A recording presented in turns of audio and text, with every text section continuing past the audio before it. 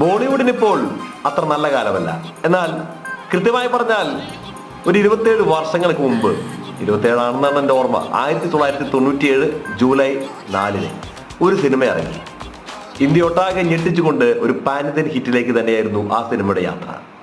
കാരണം അതൊരു suspense thriller ചിത്രമായിരുന്നു. മാത്രമല്ല അതിന്റെ ഗാനങ്ങൾ, ബിജു ഷായുടെ ഡയറക്ഷനിൽ വന്ന ആ ഗാനങ്ങൾ ഇന്നും ഇന്നും ഇന്നും എന്നും ഒക്കെ ഒരേപോലെ തന്നെ കേൾക്കാൻ ആഗ്രഹിക്കുന്ന ഗാനങ്ങൾ.